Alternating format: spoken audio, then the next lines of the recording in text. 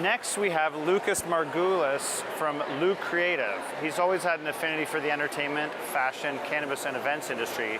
Years later, he naturally developed a desire for entrepreneurship, launching companies such as Label Line, Lazy Pants, and Pure Entertainment. Educating clients and contradicting the stigma became the first leading factors behind High Bar. Their first official event in 2018 made High Bar the first in Canada to offer such services.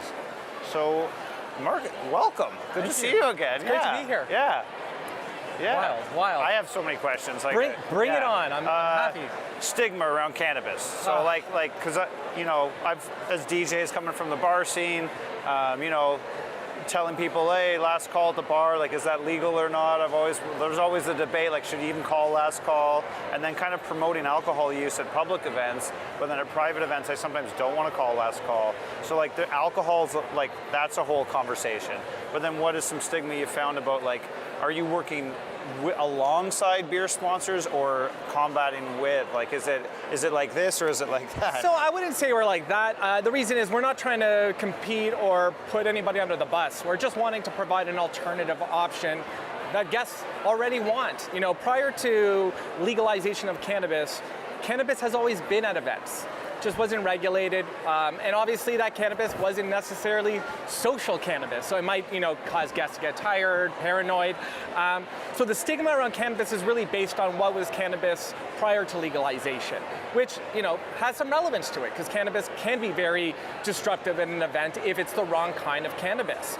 So what we kind of did with High Bars, we tried to facilitate a bar experience that is not offensive to people that don't consume cannabis, so it's odorless, all the good stuff, but also for people that are consuming the cannabis, it's designed to be social. So, you don't want to get people getting anxiety or tired, burning out during a social event. So everything is designed so that people dance the night away, have a good time, and have that alternative. So whether you want to smoke a joint, vape a glass out of a glass, or just have a glass of a mocktail or a water infused with cannabis, the benefits are you can have all the fun, without the hangover, so to win. So more sativas than indica couch? So it's funny, sativa and indica actually is not a relevant way of deciding how to consume cannabis. Like terpenes or? Yeah, terpenes and cannabinoids. So when you're looking at sativa and indica, it's really just the plant structure, right? So how it's grown. But really, when you're looking at the effects of cannabis, you're looking at terpenes, flavonoids, cannabinoids. So as a company, we have to assess what is the perfect formula that works for social events. And we've done that. And we but we connect with LPs and learn about their products to discover which is the best products available in Canada legally that can be served in events to create that fun atmosphere. Especially for DJs, you don't want to ruin the crowd. You want the music good, you want the crowd to be good. So we designed the bar, especially my background as a DJ, I wanted to make sure that the crowd was always up and energetic so that the vibe is always good. We want them to get high, not stoned. Exactly, yeah great one. I'm taking that, I got lots more. Just trying to pick up what you're putting down. We've done a lot of pro pot events, even like for Mark Emery being the MC at the marijuana march on the 420 and that kind of stuff. Even one for somebody that is a leader in the cannabis events. But there was so much smoking at that one that they didn't dance. So I've seen that line of like, maybe it's just a private thing, or like it was more a Jamaican kind of thing, or whatever. When it comes to cannabis community events, it's always strong cannabis. It's not designed for social events. Medicinal or no, not even that. Like mortally wounded. Yeah, they just want to get really high. So, and I get it. We've done events for that kind of crowd, and it's fine. Yeah. But majority of events that we do are not cannabis events. The majority of events we do are just regular events: weddings, birthday parties, bar mitzvahs. Anywhere there's alcohol being served. Yeah. The responsible thing is to serve guests that you love an alternative option that doesn't cause cancer. Right. Right. Very just fair. Healthy alternatives. So, what is like a window of invest? Like, first of all, okay, do you have to get like an SOP or some kind of licensing? Because I know it's like not for sale. Like, how do as if I was an event planner, what are the legal things that I have to So the first thing you would want to do is cross my T's? Totally. So the first thing you want to do is you're going to want to hire High Bar. Hire us as a company. Because if we're not there, guess what? The cannabis will still be there, but it will be unregulated, meaning people are going to bring cannabis that might not be legal, They won't have a receipt on site. You can't prove anything. So if you're a licensee, if a venue serving alcohol, you can lose your liquor license. Right. But if you have high bar there, what we do is we facilitate the procedures to make sure that the cannabis is legal, that none of the bylaws are being broken, that all the regulations are followed. That way, no one can lose a license, no one can get arrested. Every procedure in place is to reduce liability and risk. And that's really what high bar is all about, reducing the risk, providing a fun, healthier alternative.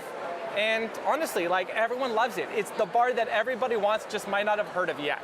And so what's like a starting window of investment to get something in, like just a little taste of it in the door? My like God. Where would it start to have? I guess you'd have a bud tender or somebody bringing So product. we have packages. So yeah. we have 3 experiences that we find are the most popular, that we have multiple others available. Our 3 most popular are our infusing experience, which we were talking about, infusing non-alcoholic beverages. It could be non-alcoholic wine, non-alcoholic champagne. It could be bubble tea. It's really benign. Benign, exactly. Yeah. Then we do pre-rolls, the flower bar. And part of that is a sensory station experience where guests would come up, they're gonna smell all the different cultivars. Between smelling... Cultivars, what's that now? So you use the term strain. Strain, yeah. So cultivar is actually the proper term. Like to call it. terpene mixture? No, the of, flower cannabis? itself, the type of flower it is. So the cultivar could be White Widow, the cultivar could be AK-47. The strains are actually for plants like viruses and stuff like that, where like almost like cultivars tree branches of family of the different. Yeah, no. Well, the terpenes are the essential oils that you find in the plants, in multiple different kind of plants as well, fruits and vegetables.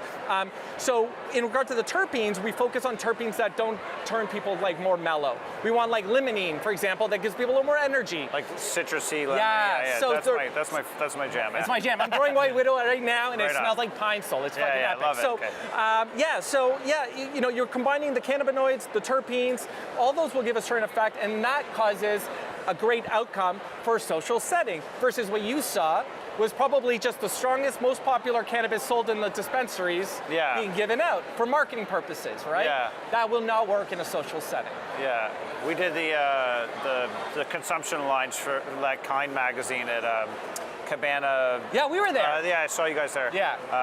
Unfortunately, we weren't able to serve cannabis for some weird reason. It wasn't necessarily a dance party, but it was fun to have like people outside. And it was a good vibe. It's a cool space. Yeah. And then the last service we have is the Vape on Tap, where we offer vapor in a glass, like a cognac glass, and you can drink it out of a glass or through a straw if you're wearing lipstick. So 3 experiences, very popular in our social settings. And what's the range of investment, just money-wise? Cost-wise, ballpark. our lowest price point is $15.49 plus tax, and that includes the bud tender, the serving, and one of the experiences. That's a bargain, yeah. The cost of cannabis is dependent on the service. So if you're doing flower, you're looking about $100.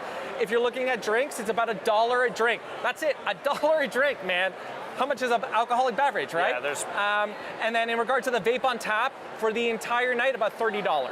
So there's never any cash transaction, it's just they buy the product, and then They're paying us to be the bartenders and to educate the guests. The cannabis is gifted from the client. Right. That's it. So they're sharing it for free. There's no one selling any cannabis. Yeah, so I'm trying to wrap my head around how this works. Yeah. It's like... So let's say, for example, you're having a house party. Yeah. You could hire High Bar, or you could just buy cannabis and share it. The difference is, if you take cannabis at a party, put it on a table, and leave, you're liable if anyone intoxicated takes a joint, or overconsumes, or drives home. So are you insured to do that? There's so many layers to it. So you have like licensing, insurance, like what are all the, I guess a few... We have $5 million in liability insurance policy. Of course, our venues can be placed on our policy. Yep. We can assist our clients with getting day of insurance as well. It's about $400 to $500 for day of. Covers everything from alcohol, cannabis, and you're all safe. That's an option for all our clients as well. We do recommend it. How far outside the GTA? Like, are you doing all Canada. of Ontario? I've been in Vancouver, Alberta. They fly us all over the country. Anywhere cannabis is legal, we are able to facilitate the High Bar experience. Oh, so certain states and whatnot. Not in the States. Unfortunately, it's still federally illegal there. That's what I'm getting, yeah. Fix that. It's bad, right? I can't even go to the States and smoke cannabis as a Canadian citizen. It would be illegal. Right. So be nice for them to federally legalize it, but we'll see what happens in the States. Has anything changed, like before the time we will not mention or after the time we will not mention? Like, is your business trajectory the same, or did things get really So I definitely took the time to really figure myself out more, and then really, all right, if I'm not working, what can I do on the back end of the company? So we did like mobile services where we drop off like a bong at your house. We came up with some unique ways to like generate revenue during the COVID, but second it was over, like we had to start running again, like insane, busier than ever, because I think the benefit from COVID for us was that a lot of people tried cannabis for the first time. There was a lot of people trying it medicinally. Oh, right. So, idle hands. Right? And so, yeah, you know, it's just funny because when people come into the bar, 99% of the guests that come to the bar entire the night are seniors. They love the bar the most because they are the biggest consumers. Novelty. Well, they also consume cannabis the most in this country. Seniors. Seriously? Yeah, medicinally. Leg inflammation. Right. So they dose anywhere from 20 to 30 milligrams every night, if not higher. I serve 1 milligram beverages that are balanced. So there's no risk of overconsumption. Plus, they're older. They care about their health. They want to take care of their body. So why drink alcohol, which makes you feel like crap the next day? Totally, yeah. When you can drink a cannabis beverage, have fun, no hangover, and if you drink it with water and lemon, no sugar, it's a healthy beverage. I'm not used to these beverages. Does it take like 10, 20 minutes to kick in, like eating a mushroom or something? No. So it's interesting. So it's really depending on the individual in regards of their dosage. So I could eat 600 milligrams, I'm okay. Though somebody could have 2 milligrams and that's all they'll need. So we serve 1 milligram beverages on purpose because we don't want anyone to overconsume. It's also activated, so within 5 to 10 minutes, it's already fully kicked in. So when you line up at the bar, and trust me, it's gonna take a long time to get your next beverage because our bar is always busy. By the time you get to the bar, it's already fully kicked in. You can make a decision if you want to stop. So whether you drink a beer, you're good, you're not feeling anything. Like when anything. you're eating food, you got to give yourself 10, 20 minutes for the Even stomach the to send the flour, email to your brain that you've Even had a joint, enough. right? Maybe wait 5 minutes after one toke. We'll ask all these questions. What we do provide is on site, most of our events, depending on the package, a cannabis sommelier. Always on site to answer those questions, educate guests, reduces all the risk of overconsumption, and really just teach people how to smoke, people how to drink it. You know, I'm sure you smoke cannabis, you cough? You ever cough? You don't get off unless you cough. So I'll teach you something. I'm joking. If you inhale about 30% oxygen before you inhale your flower, and then exhale immediately, you'll get the full effect. You will not cough, and now you've smoked cannabis properly. So start breathing in air and then put the smoke in Oxygen is good. Why would you deprive of oxygen? That's how I feel about too many candles in these bloody venues. I'm like the canary in the mine. Stop with the candles. Stop with the candles. There's never a plan to blow them out. I'm a candle-free house. I've had, drinking in open flames. Yeah, it's got to go crazy. So, yeah, no, it's really unique the way we approach it because we don't want people over-consuming. Interesting, yeah. Wow, okay. I don't know what's missing. What's the missing piece that people need to know about? I think what people just really need to know is that it's legal. It can be provided in any venue, as long as the venue is comfortable with it. It's not illegal. It's legal. Cannabis can be consumed in a liquor license establishment. Yeah. You just can't smoke cannabis following the smoking bylaws. So you can drink it, you can eat it, you could smoke outside in a designated smoking area. There's multiple ways to experience it, but honestly, just come check it out. Visit the website, watch a video, come see us at an event, try it. And where do they get in touch with you? Well, we have a website, www.highbarcanada.com. We're on Instagram, Highbar Canada. Yeah. We're on LinkedIn, every platform pretty much. Okay, right on.